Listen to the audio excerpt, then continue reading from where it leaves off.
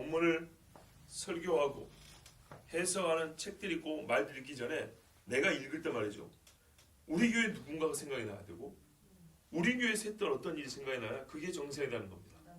복음의 실제로 했기 때문에 우리의 말을 따른다면 그리고 실제로 읽어보면 다 신앙인들의 생활과 공동체 이야기입니다. 그러면 과연 우리에게 있는가? 안 읽어봤으면 확인을 또 못했을 거니까 오늘 지금 읽었으므로 한번 확인해 보면서 이 말씀을 듣도록 하겠습니다. 우리에게 주신 은혜대로 받은 은사가 각각 다르다. 이 말씀에 보면 몇 가지 사실을 알 수 있는데 우리에게 주신 하나님께서 예수 믿는 우리에게만 주시는 게 있어요. 예수 믿는 사람에게만 주신 게 있는데 그게 뭐냐면 은사랍니다. 예수 그리스도 복음이 은혜라면 예수 그리스도로 말미암아 구원받는 게 은사라면 또한 예수 믿는 사람이 받는 은사도 은혜입니다. 예수 없이 은사가 없습니다. 예수가 은혜이기 때문에 은사도 은혜가 되는 겁니다. 공짜로 선물로 받는 겁니다. 보세요. 왜요? 죄인이 구원받으라고. 은사는요. 구원받은 죄인들이 온전하게 살게 하려고. 예수 믿지만은 참 어렵게 살다가 가는 분이 있고 예수를 믿고 진짜 멋지게 살다 가는 사람이 있다 이 말이죠. 근데 이 멋지다 하는 말을 제가 좀 추상적으로 썼지만 이 멋짐 안에는 여러 성도들의 함께함이 있어야 가능합니다. 이제 막 믿게 된 사람을 우리 여러분도 보면 아이들 저 보행기 타는 애를 막 키우고 막 이러잖아요. 예쁘지만 멋지진 않아요. 근데 제가 어느 때인가 두 다리로 딱 서면서 마귀들과 싸워 멋지죠. 그럼 멋진 거거든요. 거기까지 크려면 먼저 있는 우리의 도움이 필요합니다. 하나님은 우리를 그렇게 쓰셨다고요. 이게 참 중요한 개념인데 4절에 보면 한 몸에 많은 지체랍니다. 한 몸에 많은 지체가 의미하는 바도 여러 가지 있죠. 한 몸이다. 그리스도로 하나인 것이죠. 그리스도로 하나 된 사람들입니다. 그런데 제가 좀 오늘 새롭게 생각하고 싶은 것은 지체란 말은 각자 자기의 위치가 있고요. 고유한 역할과 기능이 있다는 거죠. 자, 근데 여기에만 너무 신경 쓰니까 문제더라고요. 또 한 측면이 어떤 게 있냐면 각기 자기 역할을 하면 남을 이롭게 해요. 반대로 하면 내가 남한테 도움을 받는 거예요. 나는 손이고 너는 발인데 그래서 너는 손 역할을 열심히 하고 너는 발 역할을 열심히 하는데 이거를 내가 손 역할을 열심히 해서 다른 지체를 도와야지 이렇게만 생각해요. 거꾸로 생각해보세요. 손인 나는 발에 도움을 받아요. 내가 쪼고 짚고 싶은데 저까지 가려면 얘가 움직여줘야 돼요. 그리고 저기 뭐가 있다는 걸 알려면은 얘가 좀 봐줘야 돼요. 비유컨대 내가 손이라 할 경우에 저거를 쥐어야 되는데 쥐려면 저기까지 가는 발의 도움이 필요하고 무엇인가 저기 있다는 것을 지각할 수 있도록 봐주는 눈이 필요하단 말이죠. 지체는요. 자기를 일단 주체로 놓으면 남을 위해서 내가 필요하다. 남의 도움이 되게 하여서 하나님 나에게 은사를 주신다 하지만 이거를 방향을 바꿔서 보면 똑같은 일을 방향을 바꿔서 보면 누군가의 도움을 받고 내가 지체의 온전함을 유지해가고 또한 이 내 지체의 일을 감당하는구나도 생각하는 거예요. 보세요. 주변에 집을 게 아무것도 없어요. 손은 짚는 것인데 집을 것이 아무것도 없다. 집을 것이 있다는 것을 지각하지 못하고 집을 것이 있는데 가지 못하면 이건 아무 쓸모가 없는 힘은 있지만은 실제적으로는 실용성이 떨어지죠. 할 게 없어요. 그런 것처럼 한 지체는 다른 지체에 도움을 주지만 그 한 지체는 다른 지체에게 도움을 받는 거예요. 이 양자가 활발해야 돼. 무슨 말이야? 나는 섬기는 은사가 있어. 나는 그래서 맨날 섬겨요. 근데 그 사람의 착오는 뭐냐면 나 역시도 남한테 섬김을 받을 필요가 있다는 것을 못 느끼는 것. 이건 문제예요. 예. 이걸 처음부터 인정하는 건 다른 문제입니다. 그러니까 무슨 말이야? 각자 자기가 받은 은사가 있어서 나는 이 은사를 잘 활용해야지. 그래서 성도와 교회를 유익하게 해야지. 힘있게 해야지. 그러는데 동시에 그 섬기고 은사를 활용하여 남을 유익하게 하는 내가 꼭 그만큼 남에게 도움이 필요하다는 존재. 필요한 존재라는 것. 그래서 누가 안 도와주면 섭섭해라고 섭섭함 느끼라고 하는 말이 아니라 그게 원래 한 몸의 의미라는 겁니다. 나 역시도 누군가의 도움이 필요하고 도움을 받아서 지금 누군가를 이롭게 하는 일도 그 순간 남에게 도움이 없으면 그것도 불가능하다. 내가 남을 섬기는 일도 내가 남에게 섬김을 받지 않는다면 불가능하다. 나는 동시적으로 섬기며 섬김을 받는 존재다. 이게 있어야 된단 말입니다. 자, 이걸 또 다르게 말하면 무슨 말이냐? 우리 중에 쓸모없는 사람 없고요. 누군가에게라도 은사 활용으로 말미암은 도움을 받을 준비를 해야 된다는 얘기입니다. 내가 우습게 보고 약하게 보는 사람이라 할지라도 그에게서 내가 도움을 받을 수도 있다는 것. 하나님이 글을 쓰셔서 나를 더 강건하게 할 수도 있다는 것을 항상 인정하는 마음으로 공동체 안에서는 그렇게 신앙생활하는 겁니다. 어떤 분은 좀 뛰어나서 주는 것이 더 많을 수도 있어요. 어떤 분은 약해서 말 그대로 초신자니까 받는 게 더 많을 수 있어요. 그러나 오래되고 능력이 많고 섬기는 것이 타고난 분이라 할지라도 그분이 본질적으로 자기를 어떻게 생각한다고요? 나 역시도 다른 지체의 도움으로 말미암아 존재하는 사람이고 나도 언제라도 남에게 도움을 받아야 된다는 그런 의식을 갖고 있어야 한다는 얘기입니다. 그걸 조금 더 적극적으로 말하면 저 사람이 갖고 있는 은사 가만 보니까 나는 없는 거예요. 그러면 적극적으로 그를 통해서 공급하시는 하나님의 은혜를 받기 위해서 또 애를 써야 된단 말입니다. 예를 들어서 저를 생각해볼게요. 나 같은 사람은 목사 아닙니까? 가르치는 일에 하나님이 부름을 부르셨고 또한 거기에 은사가 있습니다. 나 그렇게 믿습니다. 그런 믿음 없으면 목사하면 안 돼요. 하여튼 나는 그렇게 믿고 있어요. 가르치는 은사를 받았다고 믿어요. 그런데 우리 중에 누군가는 그게 약해요. 그러면 어떻게 한다고요? 나에게는 없는 가르치는 은사가 저 사람에게 있어. 그러면 나는 어쩌죠? 배우는 일에 있어서는 저 사람을 좀 감각적으로 와닿게 이용하려는, 내가 저 사람을 이용해서 내가 부족한 이것은 꼭 채워야겠다, 배워야겠다라는 말씀을 배우는 것은 내가 저 사람을 통해서 채워야겠다, 이렇게 생각을 하셔야 한다는 얘기입니다. 누군가에게 무슨 일을 해줄 때도 두 가지가 필요한데 이 한 가지는 하나님이 나에게 주시는 은사로 감당이 되는데 또 한 가지는 나에게 없어요. 근데 그걸 보니까 다른 사람한테 있는 거예요. 그럼 어떻게 해요? 그에게 가서 당신의 이 은사를 활용해서 이 지체를 함께 같이 하여 도와줍시다. 이렇게까지 가야 이게 지체라는 겁니다. 근데 우리가 개인주의를 이 기본적인 바탕으로 살고 보니까 지체라는 말 할 때도 자기 일인만 생각해요. 내가 한 몸에 한 지체지. 그러면 내 할 것만 하면, 나는 그동안에 내 해야 할 일을, 그러니까 보통 어린 사람들 밖에만 하고 줄 줄은 모르잖아요. 그러니까 내가 지체로서 내 일이 있다는 걸 모르고 살았어.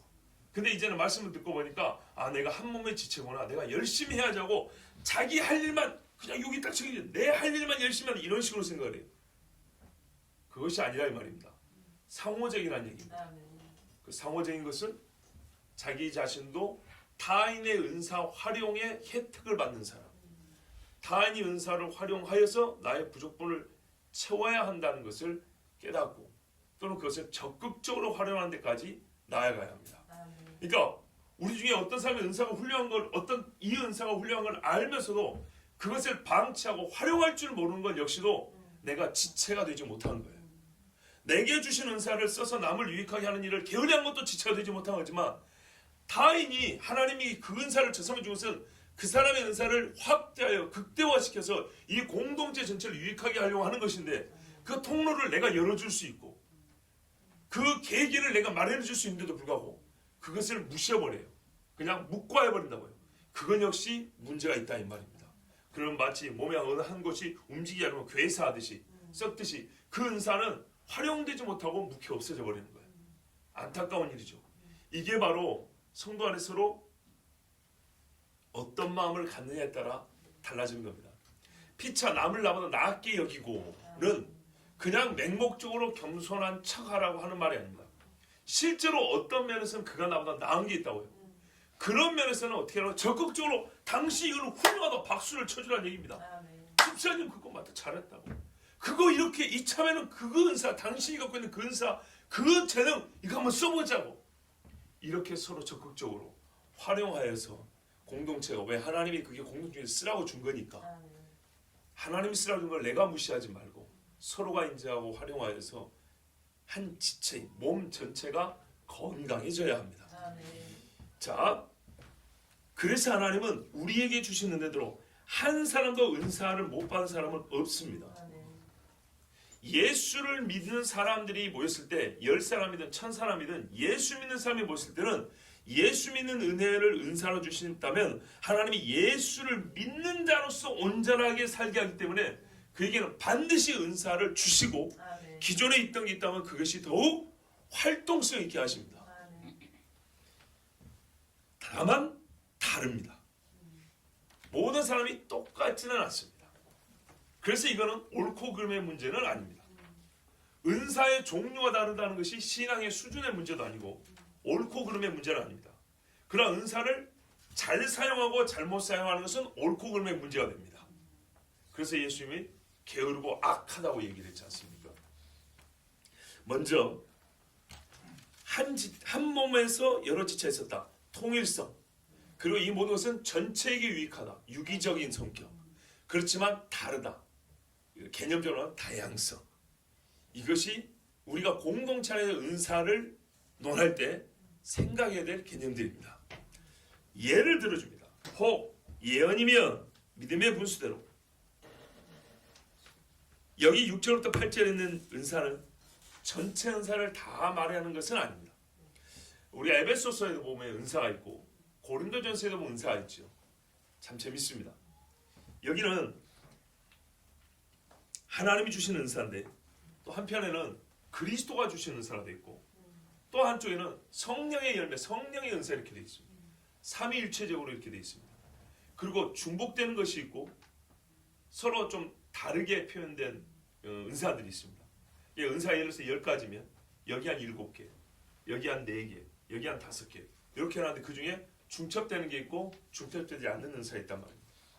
자, 그럼 오늘 여기는 예언을 출발로 해서 긍휼을 베푸는 얘기까지 이 여러 은사들이 열거되어 있는데 예언을 하는 경우는 어떻게 해야 되냐?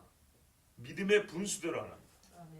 이게 참 해석하기 어려운 말씀입니다. 여기서 제일 어려운 게 바로 이 말씀입니다. 자, 예언이면 누가 예언을 하게 될까요? 성령께서 감동하시는 자죠. 근데 예언은 여러분 즉각성이 있습니다. 감동 주시면 즉시로 말을 합니다. 이게 예언입니다. 옛날에 선지자나 사도들도 그랬죠. 한번 봐보세요. 즉각 얘기하죠. 주시는 대로. 그러면 여러분 이걸 이름하여 예언의 은사였으니까 예언자라고 할게요. 예언자. 그럼 오늘날 예언하는 예언자가 있을까요, 없을까요? 있습니다. 그런데 여기서 이제 자를 붙이는 거하고 예언의 은사를 갖는다는 거하고 좀 의미가 다르죠. 옛날에 예언자, 선지자는 예언만 하는 것이 아니라 거의 하나님의 모든 일을 대리하여서 이 백성에게 알려주고 가르쳐주고 지도하고 책망하고 하는 일까지 요즘 말하면 목회자 사역까지 다 했습니다. 그렇죠. 그런데 여기서는 예언자, 이게 전인격적인 예언자적 사역을 말하는 게 아니라 말 그대로 말하는 예언만 말하고 있습니다. 예언만. 성령의 감동을 따라서 그 즉시로 필요한 말씀을 풀어주거나 직접 받아서 외치는 사람, 이 사람이 예언하는 은사를 받은 사람입니다. 그래서 이 예언자는 사도들과는 다릅니다. 분명히 말하는 것이지만 사도들은 또는 성경에 나오는 교사와 목사라고 된 사람들은 말씀을 일상에 연구하고 찾아서 풀어 가르친다면 이 예언은 그 즉시로 주시는 하나님의 말씀을 가지고 쉽게 말하면 성경 안 펴고 그냥 얘기를 해버리는 겁니다. 자, 여기서 문제는 무엇일까요? 바로 그겁니다. 성경 안 펴고가 의미하는 바입니다. 항상 성경에 의해서 제한이 설정이 되어 있어야 합니다. 왜냐하면 예언은 하나님의 말씀을 직접 받아서 말한다는 그것과 또한 장래에 있을 일을 말하는 때도 있다는 것 때문에 사람들에게 그 어떤 은사보다도 뛰어나다 혹은 성령의 충만함이 있다는 증거로 여겨집니다. 다르게 말하면 교만하기 좋고 과시하기 좋은 은사가 예언의 은사입니다. 그래서 예언의 은사는 자기가 예언한다고 생각할 때는 이 사람이 언제라도 큰 스스로 자기 미혹에 빠져서 큰 죄에 빠질 수 있다는 것을 생각하고 예언해야 합니다. 예언의 은사를 하는 사람은 그래서 스스로 버팀목을 못 세우고 방책을 못 세우기 때문에 주변에 있는 사람들이 제한선을 잘 설정해 줘야 되는데요. 그 제한선이라는 것이 바로 여러 교회 안에 있는 제도적으로 세워져 있는 하나님의 질서, 그리고 제일 중요한 것은 바로 이미 기록되어 있는 말씀입니다. 이제 우리가 믿어야 될 말씀 이상을 말하면 안 됩니다. 그리고 이것은 해석에 따라 좀 다른데요. 그냥 매우 실제적으로 얘기해 볼게요. 성경에 보면 여러분, 사도 바울은 예언을 했습니까? 안 했습니까? 사도 바울요. 예언했죠. 수신서들 보세요. 예언이 얼마나 많네요. 주님 오실 일까지 예언했죠. 그런데요, 사도 바울에게 감히 예언했던 사람이 있습니다. 아가보라 하는 예언자가 있어. 그렇죠? 당신이 예루살렘 하면 허리띠 딱 풀어가지고 이 허리띠 주인을 이렇게 묶어버린다고 했어요. 자, 이 예언 맞았습니까? 틀렸습니까? 맞았죠. 그렇죠? 보세요. 감히 사도 바울을 앞에 놓고 사도 바울에게 있을 일을 예언을 했어요. 즉시로 성령 주신 감동을 따랐어요. 맞죠? 그리고 여러 신자들도 말입니다. 기도가 보니까 마음에 하나님 주신 감동이 이 바울 선생 예루살렘 잡히는 거예요. 자, 예언의 영을 받았죠. 그래서 어떻게 했습니까? 가지 마라 그랬죠. 가지 마라고 했지 바울을 실제로 가둬놨습니까? 못 가게 자기들이 묶어놨습니까? 못 가게 다리를 부러뜨렸습니까? 그렇지 않죠. 자기들의 분수가 어디까지라고요? 권면하는 데까지. 예언한 사람들이 쉽게 말하면 건방져져 버리면 자기들이 통제하고 다스려 버리려고 합니다. 이것이 문제입니다. 믿음의 분수대로 하나님이 주신 본질적인 더 큰 말씀이 있어요. 뭐냐면 복음을 위하여 어떤 이는 죽임을 당하기도 한다는 거예요. 복음을 증거하기 위해서 하나님이 주신 사명이 있어요. 이미 그 주신 사명을 방해하는 예언이 되면 안 되는 거예요.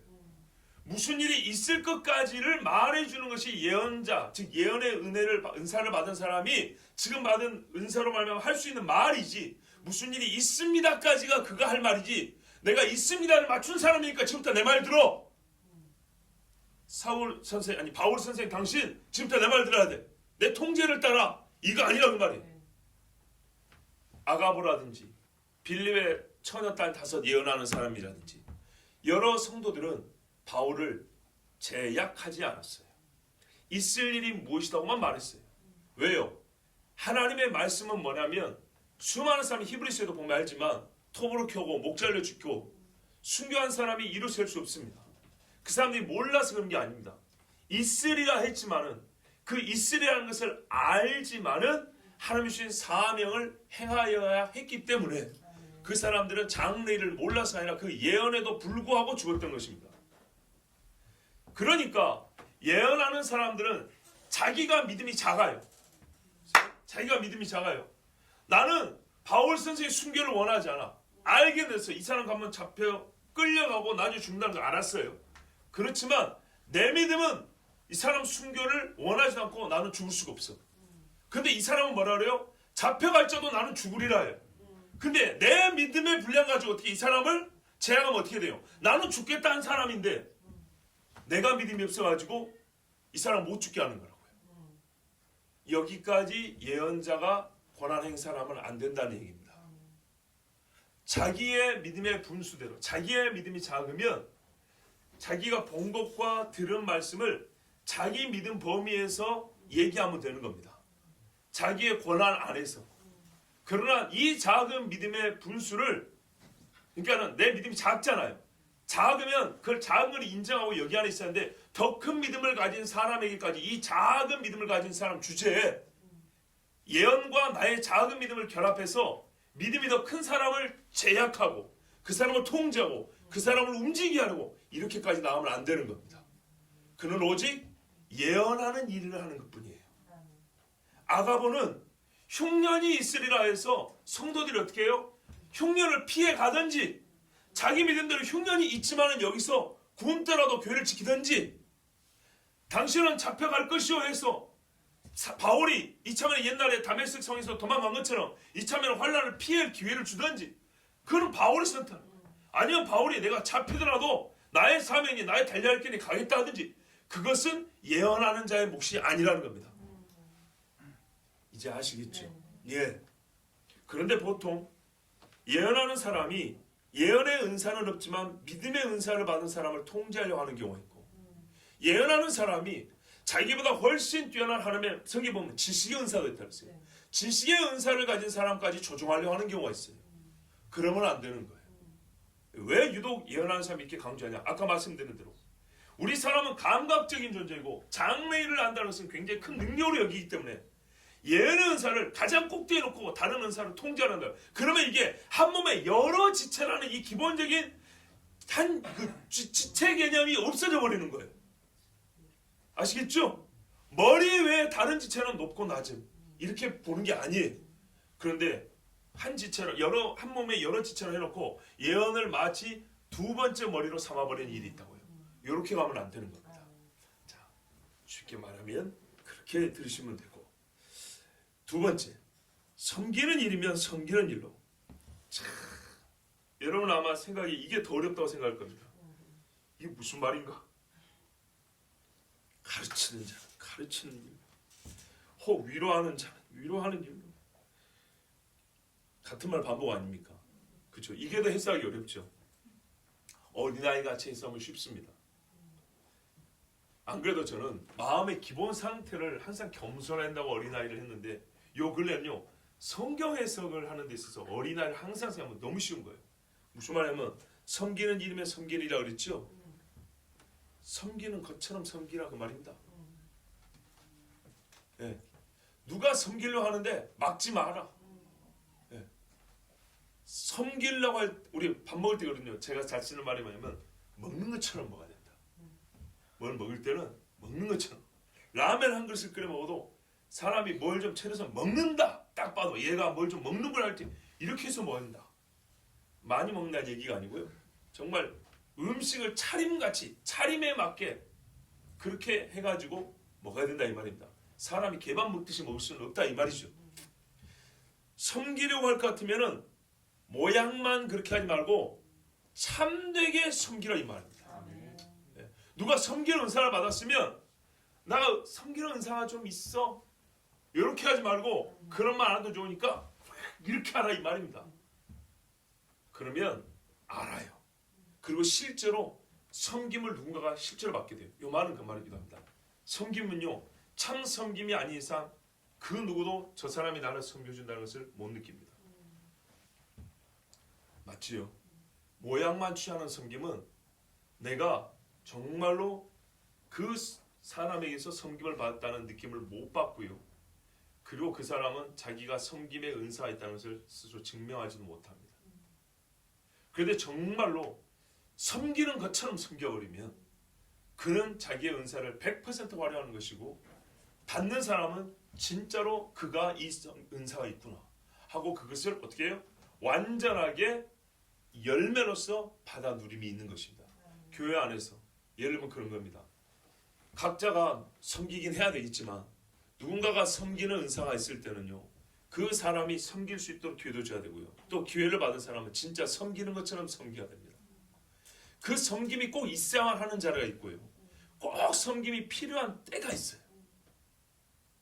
특별히 여기 보면 섬긴다는 말은 우리가 보통 디아코니아라 그러거든요. 여기서부터 집사 직분이 나옵니다.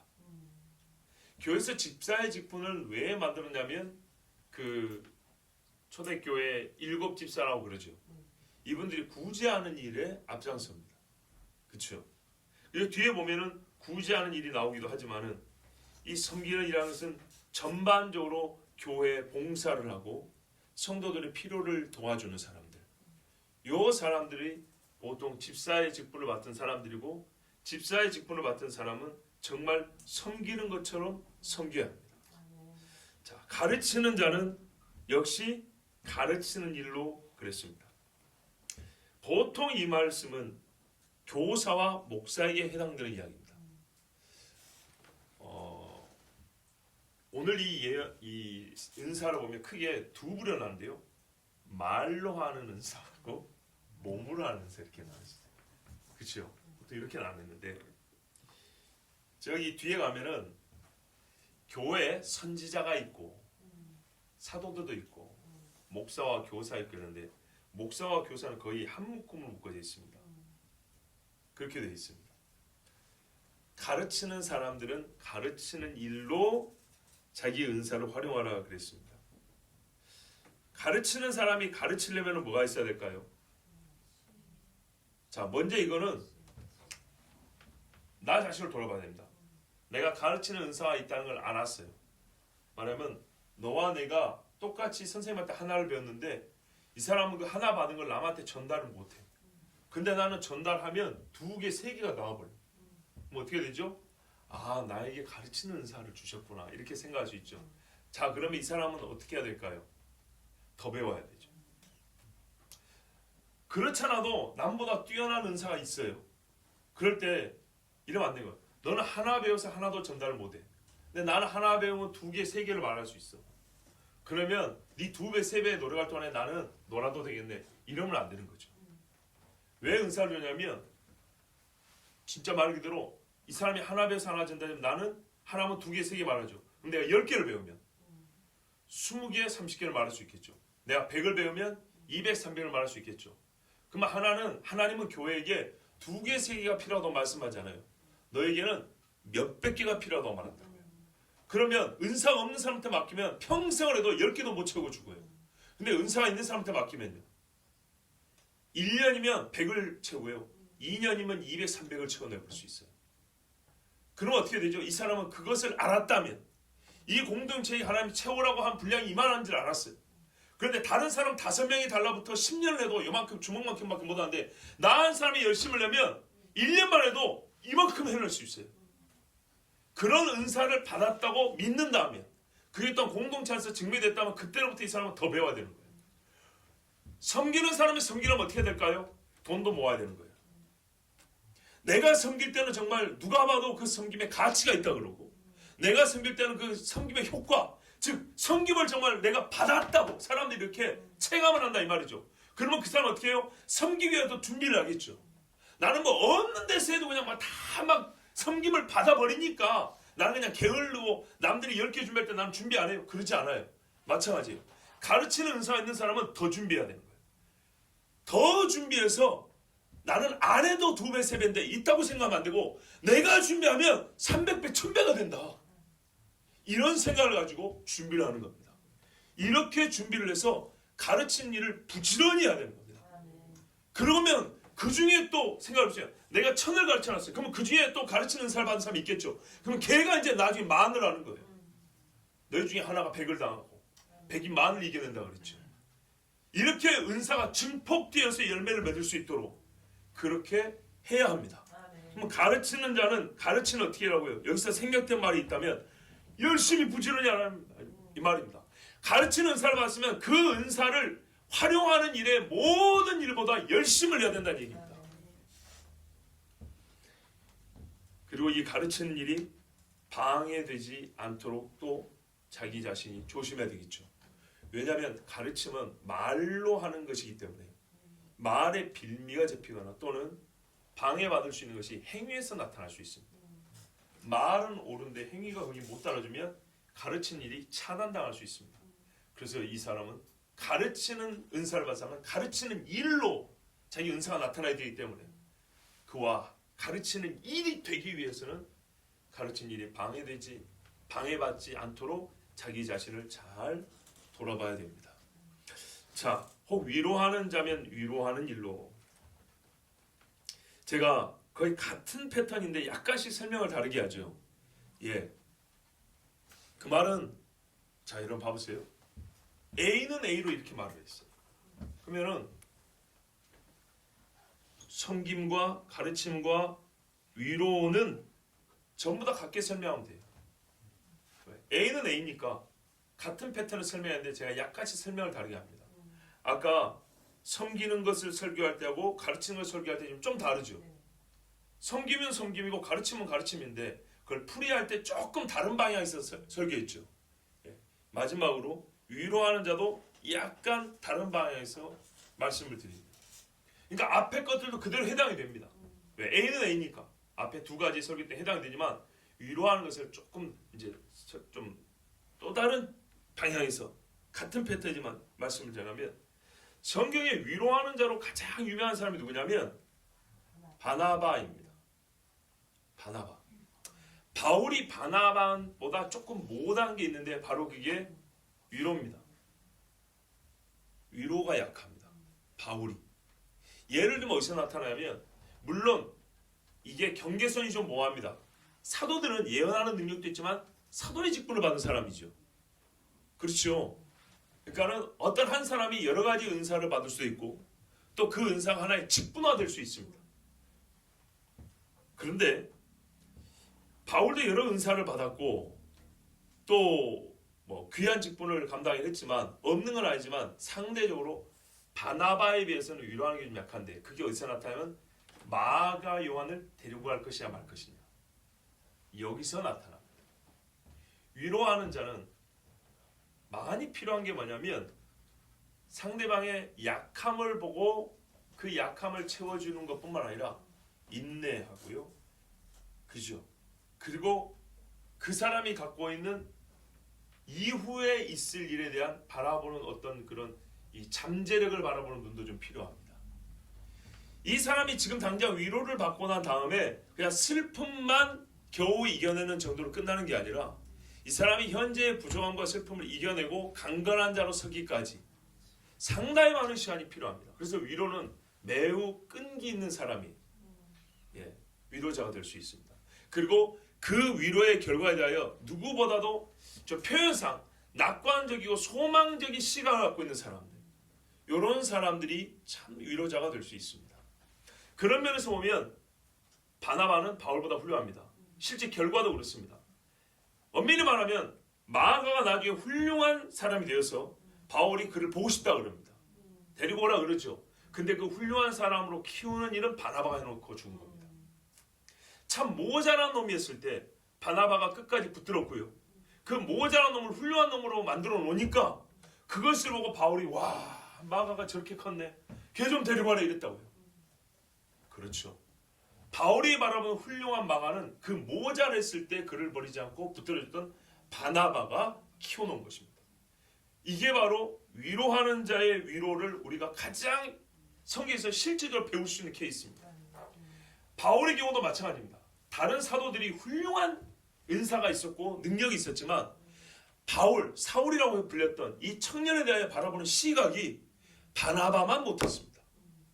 그래서 바나바 외에는 누구도 바울을 가까이 하려 하지 않냐고 친구 되지 않냐고 교회의 기둥 같은 일꾼을 쓰여질 것을 바라보지 못했습니다.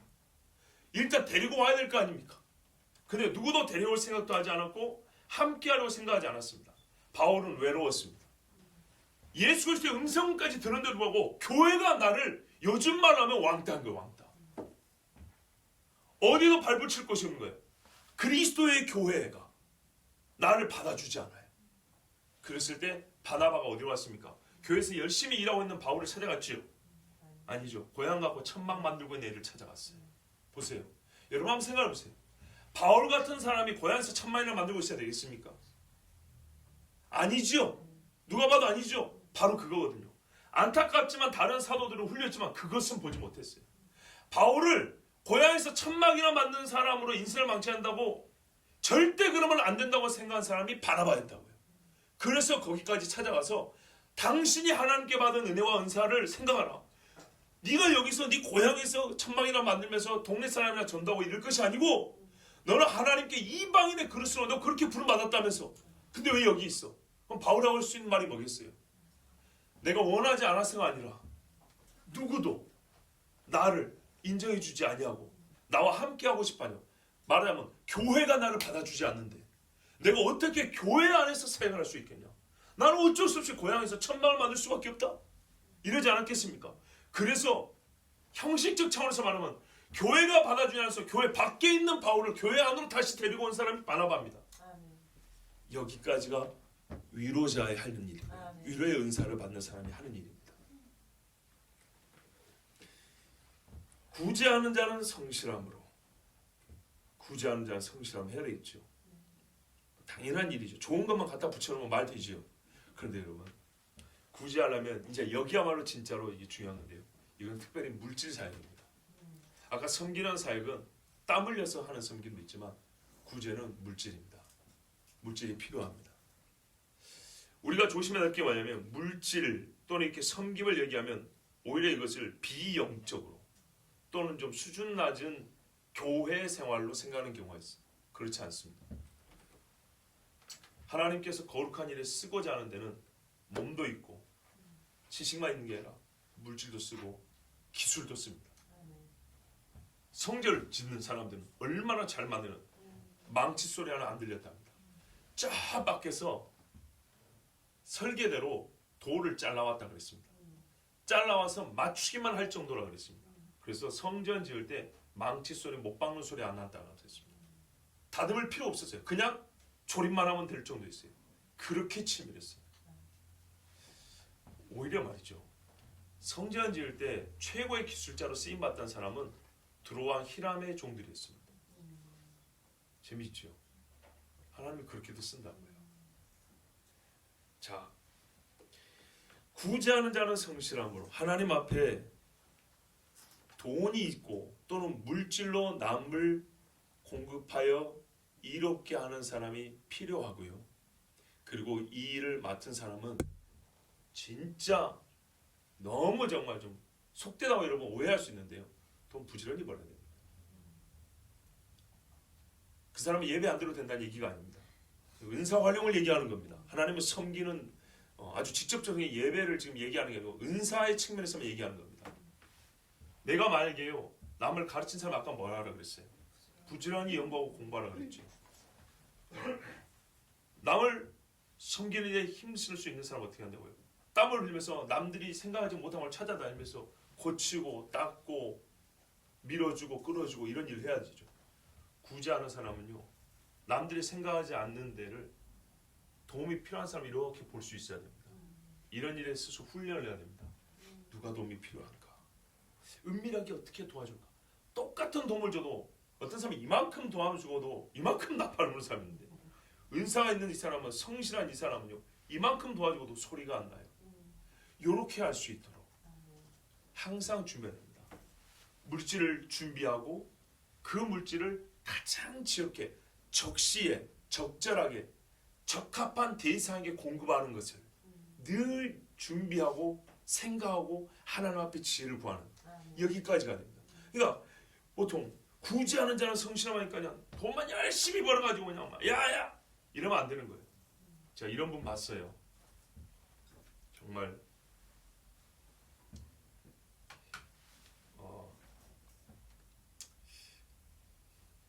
또 이러면서 저는 오해하면 안 돼요. 우리 애는 그런 분 없어요. 어떤 교회에서 이분이 이제 학교 교감 선생님인가 그래요. 근데 재산이 많아요. 근데 교회에서는 장로님이에요. 장로 된 지 얼마 안 됐어요. 근데 교회가 좀 시끄러웠어요. 교회 좀 시끄럽다 보니까 담임 목사뿐만 아니라 교역자 전체가 우습게 여겨졌어요. 실제 있었던 일이에요. 그래서 명절에 말이죠. 그 장로님이 교역자실에 와가지고 훈계를 했어요.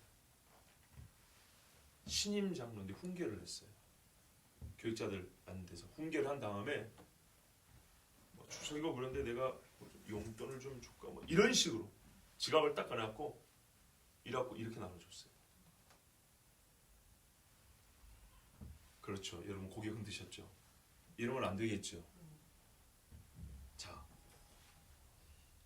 교역자들이 명절이기 때문에 물질이 필요하죠. 여러분도 설이나 추석 지내려면 돈 필요하죠. 다 준비하죠. 자, 그런 거거든요. 필요한 줄 알아요. 근데 그걸 어떻게 도와야 될까요? 어떤 식으로 해야 서로 은혜가 될까요? 그리고 어떤 사람은 그 중에 이제 성도들 중에 아주 진짜 가난한 사람이 있어요. 그 가난한 사람이 그 물질을 받을 때 어떻게 해요? 미안하기도 하고 고맙기도 하고 또 한편으로는 좀 부끄럽기도 하고 그럴 거 아닙니까?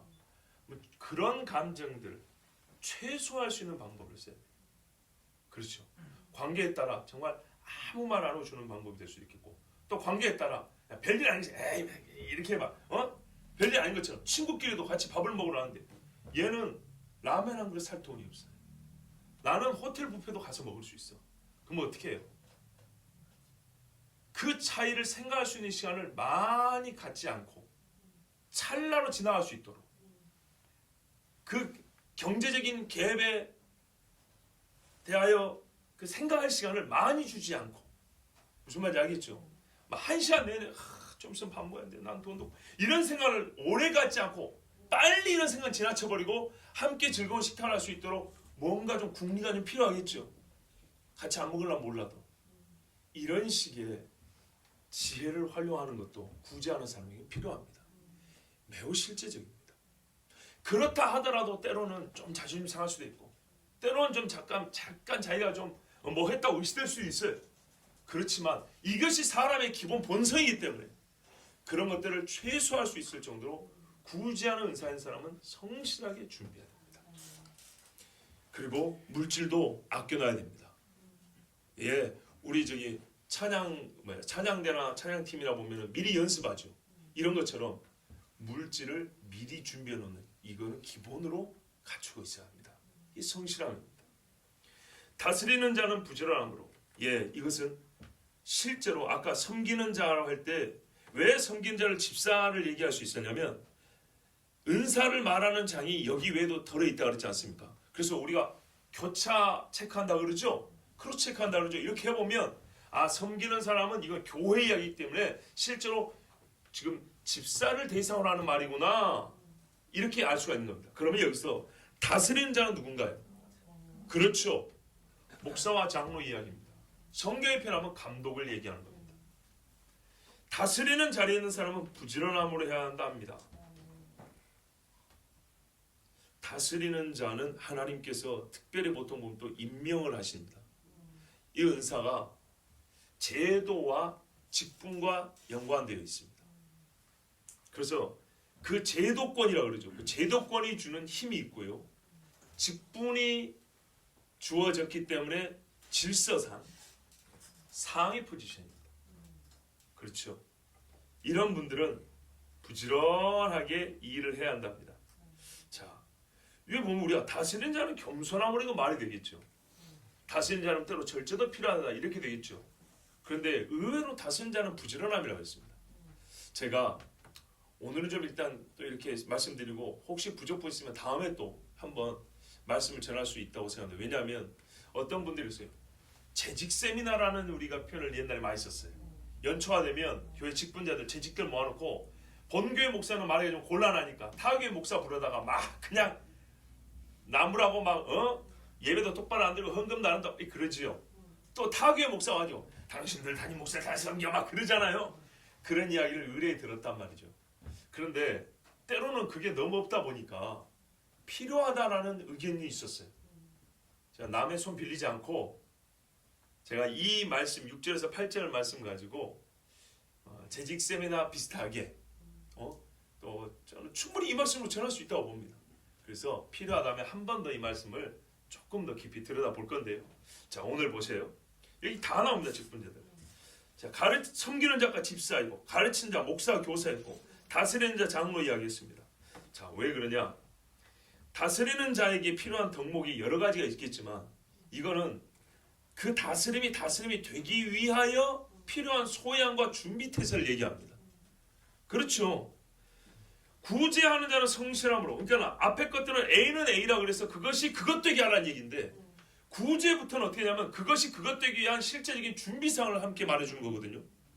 그러면 다스리는 자가 다스림이 되려면 부지런해야 된다는 겁니다. 왜 부지런하냐 하라고 하냐 하면 다스리는 자의 자리에 서면 사람들이 일을 안 하고 군림만 하려고 그래요. 이런 경우가 있죠. 그래서 보통 여러분 서리 집사가 목이 뻣뻣해서 이런 소리 잘 안 해요. 저 사람 장로 되더만 목이 굳어버렸네. 야, 사람 잘못 봤다. 이런 경우는 흔히 있죠. 그런데 우리 임미리 집사가 지금 임명되고 나서 어떻습니까? 아, 사람이 말이야 꼿꼿해지고 인사도 안 하고 말이지. 그런가요? 안 그래요. 희한하죠. 왜 그럴까요? 왜 그럴까요? 바로 이게 사람이 죄악된 본성이 그렇습니다. 목회자들도 마찬가지예요. 전도사 때하고 목사 되면 달라져요. 목사 되면 이제 희한하게 기운이 그 느껴지는 바람이 달라요. 뭐 된 것 같아. 느낌이. 그런 게 있어요. 여러분 아마 느끼셨을지 모르겠어요. 우리 홍전사님 나중에 그러지 맙시다. 네. 제가 안수 받을 때 우리 담임 목사가 안수하거든요. 목사님이 안수해 줬어요. 그리고 제가 감사해 받았어요. 그리고 안수 받고 수요일인가 어느 때 찬양인도를 했어요. 찬양인도 하는데 그날 좀 뜨거웠던 모양이에요. 그때 목사님이 한 목사가 안수를 받더니 오늘 찬양 아주 그냥 더 뜨거웠더만 그러더라고요. 적어도 이런 표현이죠. 안수 받았다고 홀려 이러진 않았다는 얘기죠. 진짜 감사한 마음으로 그냥 막 북치고 장구치고 열심히 했던. 그랬더니 그 모습이 보기 좋았던 모양이에요. 맞아요. 우리 교회도 장로님들이 꾸준히 일을 열심히 하십니다. 저희 아버지도 꾸준히 일을 열심히 하십니다. 자꾸 제 아버지 이야기 쓰지만 남 이야기는 좀 너무 거리가 멀고 또 없는 일을 만들어낼 수는 없고 우리 교회 가보셔서 알죠. 고향 교회 산 밑에 있죠. 기름을 드럼으로 때웁니다. 70대 분이 아버지 혼자 그 드럼을 차에 싣고 내리고 그거 다 합니다. 지금도 그렇게 여러 가지 일들을 그렇게 해 나갑니다. 옛적에도 교회 보일러가 고장나면 밤 저녁까지 겨울에 일하고 와가지고 사택에 보일러 고장나면 어쩌겠냐. 밥도 안 먹고 올라가서 그 젖은 몸으로 몇 시간 동안 이 촌에서 무슨 기술이 있겠어요. 근데 하여튼 있는 기술 없는 기술 다 동원해갖고 고쳐가지고 내려옵니다. 이런 일을 하셨어요. 부지런하게 하셨어요. 또 보면요 교사의 경우도 있어요. 자, 우리 시골에는 사람이 없어서 그럴 수도 있지만은 저희 장인 어른 같은 경우는 주일학교 교사를 50년 넘게 했습니다. 제가 저희 아버지 40년 주일학교 교사를 했을 때 노에서도 모르고 교회에서도 모르지만 아들은 압니다. 40년 근속상을 드립니다고 제가 아버지한테 가죽 장갑을 하나 선물해 드렸어요. 근데 지금 생각해보니까 이제는 50년이 넘어갔어요. 지난 12월 달에 생각이 났어요. 기도하는 중에 네 아버지하고 너희 장인어른이 50년 주일학교 교사를 했다.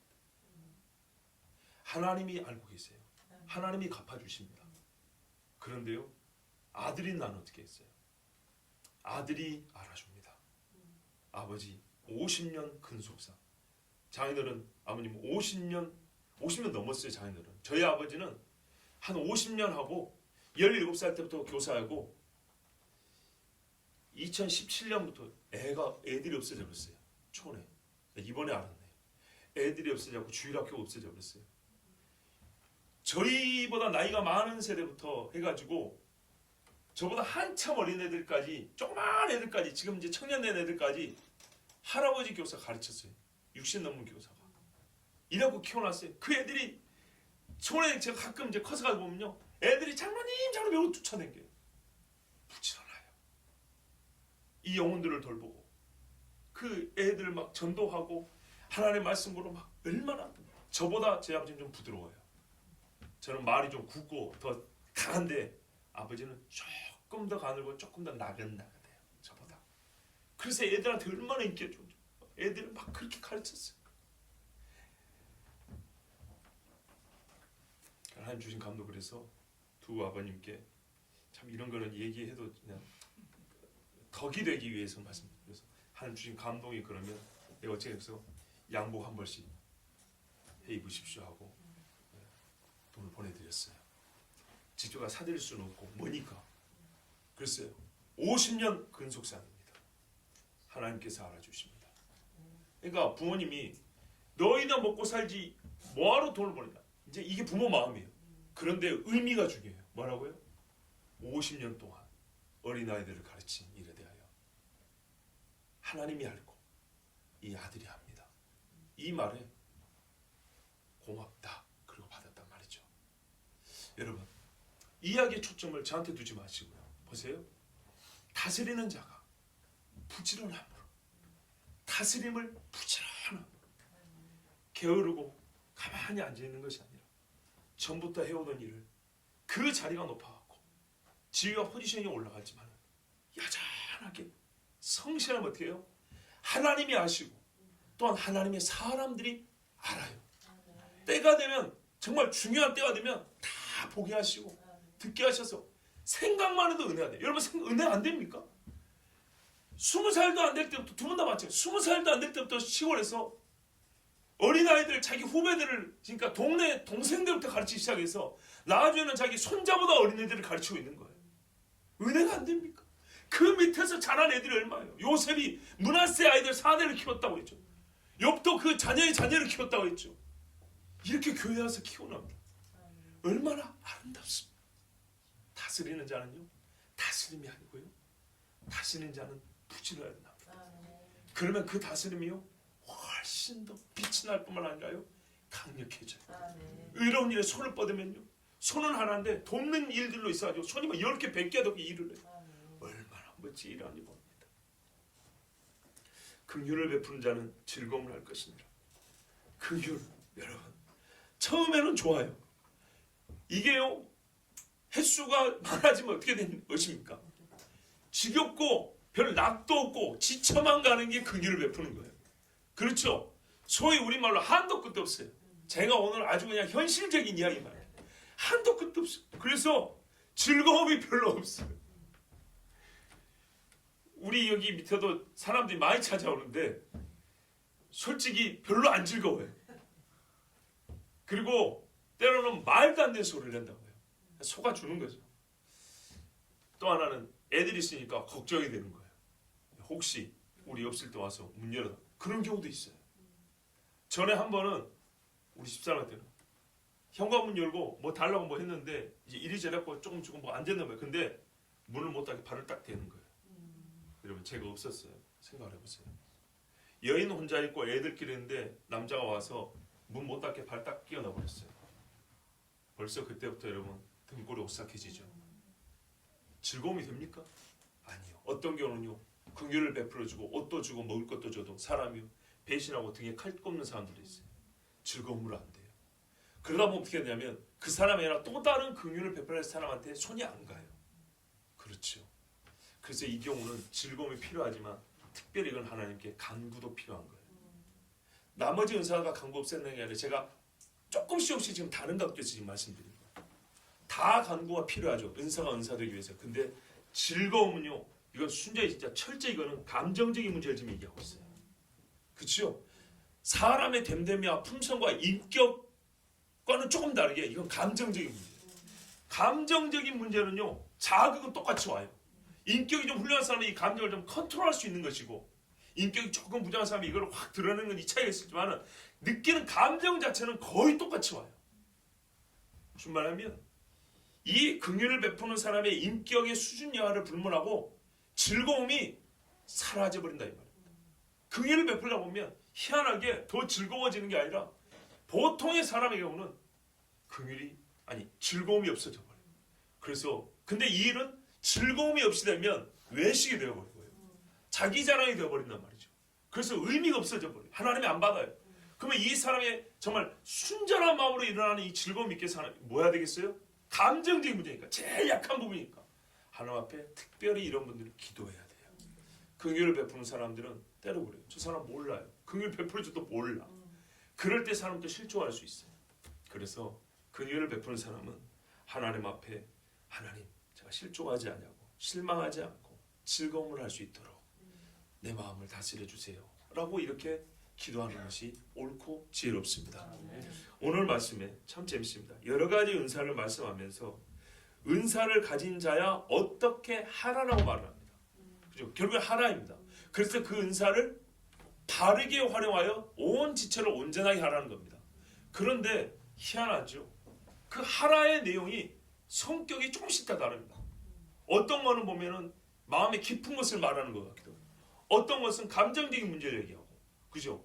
어떤 것은 열심의 정도를 얘기하기도 하고, 어떤 것은 그냥 말 그대로 그것을 그것 되게 하라 이렇게도 말하고, 이렇게 해서 각 은사를 보다 더 은사되게 하는데 하나님은 우리에게 참 다양한 방면에서 말씀을 가르쳐 주시고 있습니다. 이 말은 여기에는 꼭 이것만 있어야 된다는 뜻은 아닙니다. 서로 교호적, 서로 이렇게 주고받으면서 쓰일 수 있는 것들입니다. 예, 다스리는 자도 말 안 들으면 괴롭죠. 즐거움이 필요하죠. 그렇죠? 다 서로가 그러니까 뭡니까? 구제할 때만 성실함이 필요한 것이 아니고 가르치는 사람도 성실이 필요하죠. 왜 가르침을 준비하려면 성실해야겠죠. 자, 이게 다 필요하지만 그 중에서 더욱 필요한 것, 더 필요한 자세나 또한 하나님 앞에 간구해야 될 부분들, 훈련하고 다듬어야 될 것들을 하나님께서 우리에게 조금 더 고유한 것들을 강조하여 가르쳐 주셨습니다. 자, 이 말씀대로 우리가 주신 은사를 잘 활용하고 주님께 또 능력을 받아서 하나님의 교회, 예수 그리스도의 몸인 교회가 생김새도 온전하고 그 힘과 기능도 온전해지기를 축복합니다. 예. 혹 한 번 더 이 말씀을 가지고 설교하더라도 우리가 재직 세미나 한다 생각하고 그때는 그렇게 들어주시고요. 오늘 이 말씀에 우리 하나님께서 주시는 감동에 따라 우리가 순종하면 분명히 우리 교회 하나님께서 진짜 참 복된 것들로 열매를 주렁주렁 맺어줄 줄 믿습니다. 함께 기도하겠습니다.